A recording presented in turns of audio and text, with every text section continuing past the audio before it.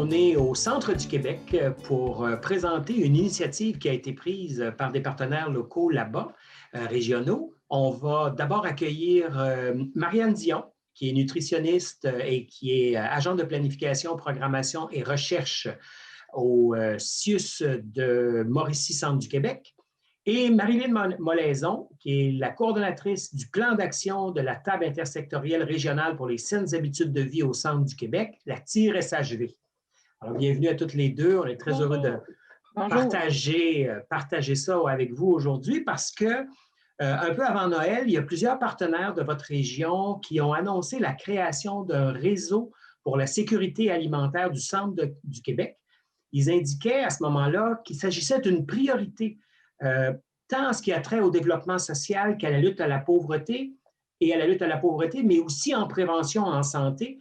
Ce serait intéressant que vous nous disiez pourquoi c'est une priorité chez vous à ce moment-ci. Bien, peut-être nommer d'entrée de jeu que c'est une démarche qui a été portée par 3 organisations du centre du Québec, la santé publique, évidemment, la TIR-SHV et notamment le Comité régional de développement social aussi qui anime le réseau. Donc, au centre du Québec, la sécurité alimentaire, c'est pas nouveau. Ça fait des années, je dirais même plus que 10 ans, là, certainement que l'on aborde ce sujet-là.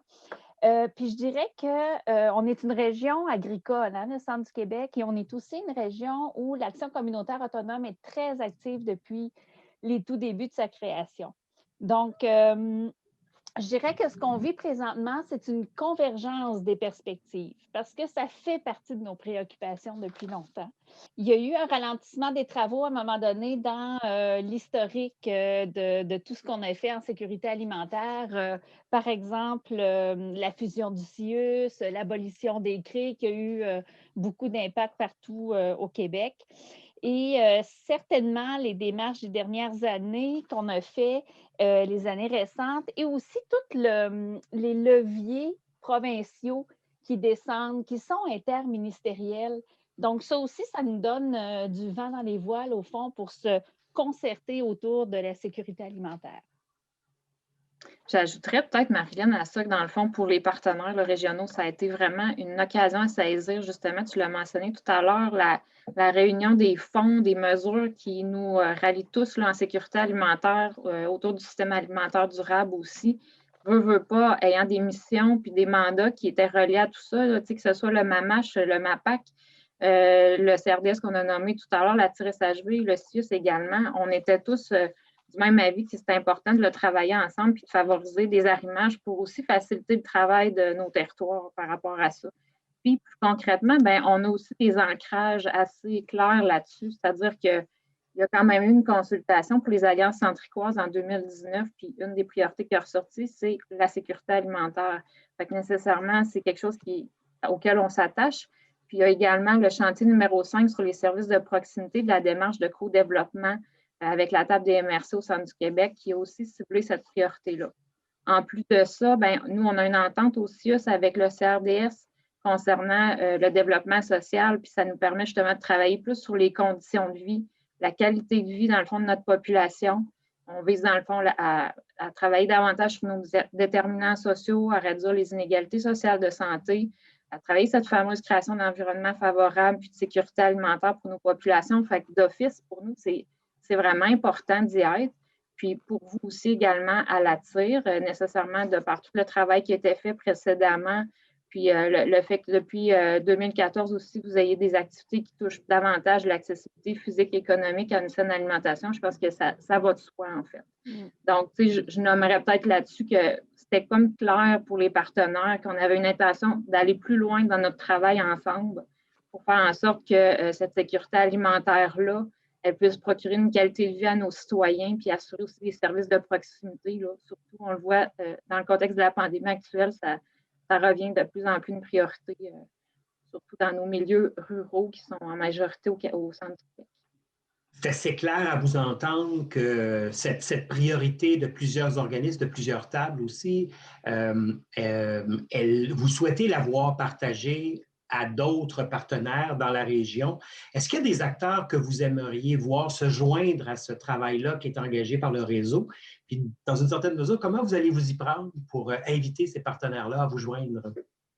Bien, le réseau rassemble déjà beaucoup de partenaires. On en est très fiers, que ce soit au niveau du communautaire, des MRC, Moisson, Mauricie, Centre du Québec, le MAPAC, le MAMACH, Centraide, l'économie circulaire, l'économie sociale, l'UPA, la TREC, qui est la réussite éducative, la TRAC aussi, qui rassemble les organismes d'aide alimentaire. Donc, on a déjà rassembler beaucoup de parties prenantes du système alimentaire durable. Ceci dit, c'est sûr que, par exemple, pour les organismes d'aide alimentaire, ils ne peuvent pas tout le temps être assis autour de la table. Ils ont trop d'urgences à gérer. Les élus, on aimerait ça qu'ils soient là, mais Marianne l'a bien souligné, nous, notre territoire, c'est très rural. Donc, les élus, ce sont des gens qui ont ça pratiquement comme deuxième emploi. Donc, c'est difficile de les asseoir autour de la table. Donc, puis, il y a aussi tous les distributeurs, tout le privé. Les distributeurs, les transformateurs, tous ces acteurs-là ont un impact et ont de l'importance dans la vision vers la sécurité alimentaire, mais on ne peut pas toujours les asseoir autour d'une table. Donc, je dirais que le défi à cet effet-là, c'est surtout de trouver une manière de communiquer qui soit fluide, je dirais, pas lourde à porter, mais qui nous permet de savoir qu'est-ce que l'autre fait sur son terrain, qui, comme par hasard, est assez proche du nôtre. C'est souvent évidemment, c'est notre territoire. Puis qu'eux aussi sachent qu'est-ce qu'on fait. Il y a vraiment des convergences hyper intéressantes qui se déroulent avec le réseau. Puis évidemment, on a beaucoup travaillé à Marianne à l'appropriation de ce que c'est la sécurité alimentaire, parce qu'il faut évidemment qu'on développe une vision commune. Donc, évidemment, comme partout ailleurs au Québec, lorsqu'on disait il y a quelque temps sécurité alimentaire, on entendait aide alimentaire. Mais là, on a une vision de plus en plus partagée où on comprend que même si on n'est pas dans le communautaire, même si on n'est pas dans la santé publique, ça nous concerne aussi, la sécurité alimentaire. Donc, on a organisé des sessions de formation pour tous les agents de développement, que ce soit les responsables de PDZA, de développement des communautés, intervenants du MAPAC, du MAMACH. On a vraiment on a beaucoup travaillé là-dessus et on a aussi harmonisé nos outils de soutien financier. Parce que tout à l'heure, je disais que le provincial nous avait mis le vent dans les voiles en ayant une approche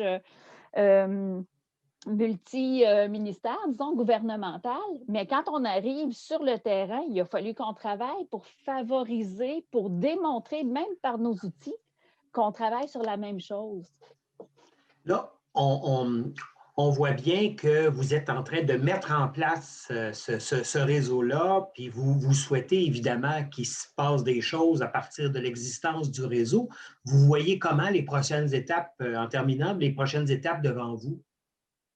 Ben, tu le nommes bien, là, Denis, dans le fond, notre tripartite qui est en fait la TIR-SHV, le Comité régional de développement social et nous, le CIUS, on travaille actuellement pour mettre sur pied, dans le fond, ce lieu d'échange-là, d'arrimage, puis cette gouvernance plus officielle-là pour répondre aux besoins de se doter de cette vision commune qui est en train de se construire, mais qui nécessairement, ça se construit à petits pas.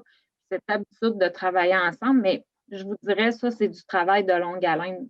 Là, présentement, ce qui nous interpelle le plus en ce moment, c'est de construire un projet régional qui va répondre à des besoins en sécurité alimentaire. On sait qu'il y a des fonds avec les alliances et là, on planche vraiment à actualiser un plan d'action aussi plus large qui a différents axes, là. D'ailleurs, l'action collective, mais aussi la lecture commune de notre territoire, la lecture des environnements, parce que le rôle de cette gouvernance-là, ça va être aussi d'avoir cette vigie-là en cours de route sur les enjeux, les défis, les opportunités, essayer de rallier les gens aux bons endroits parce qu'on a aussi une structure qui va permettre des fois des comités plus dans l'action, d'autres comités peut-être plus des volets de coordination stratégique et autres, d'influence, etc. Puis finalement, je vous dirais que on va poursuivre la notion aussi d'essayer d'avoir des meilleures communications. Ça demeure un enjeu majeur, d'essayer de rallier tout le monde, de les informer au bon moment, en temps réel, de ce qui se passe, de ce qui pourrait les interpeller pour éviter aussi de les surcharger. On veut que les gens s'impliquent à la mesure de leur capacité, de leurs compétences aussi par rapport à ce qui les interpelle. Fait que ça demande quand même une bonne coordination. Fait que ça, je pense que le réseau va poursuivre ses efforts dans ce sens-là pour les prochains mois, voire années. Puis, ultimement, dans le fond, on veut que cette action soit davantage coordonnée au centre du Québec, qu'elle soit porteur de sens, qu'on puisse vivre des réussites ensemble parce que c'est pas quelque chose qui c'est de notre côté en sécurité alimentaire qui s'est fait beaucoup de travail au niveau régional. Fait que ça va amener un vent de fraîcheur par rapport à ça, je pense. Donc voilà, c'est un peu, je vous dirais, un peu global ce que j'amène, mais nécessairement, on va vouloir être dans l'action, dans poursuivre nos réflexions stratégiques, puis ça soit vraiment sur une vision commune, collective, porteur de sens. Puis j'ai envie d'ajouter, si tu me permets, Denis, rapidement, il y a un portrait de diagnostic du système alimentaire durable qui est en route aussi et qui a été mise en branle grâce à la table des MRC. Évidemment, on travaille en alliance.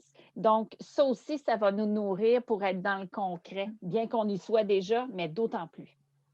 Je pense qu'il y a beaucoup de gens au Québec qui vont trouver qui ont vu au cours de la dernière année, avec la pandémie, la question de la sécurité alimentaire être vraiment plus haut dans nos ordres du jour d'intérêt et de priorité. Et je pense que ça va être très intéressant de partager ce que vous nous présentez aujourd'hui. Je vous remercie beaucoup, Marianne Dion du CIUS Mauricie Centre du Québec, Marie-Lune Molaison de la TIRSHV Centre du Québec. Au plaisir de se retrouver à avoir d'autres beaux projets comme ça qui naissent un peu partout. Merci. Merci. Pour d'autres entrevues et inspirations, visitez notre site web prendesoindenotrmonde.com.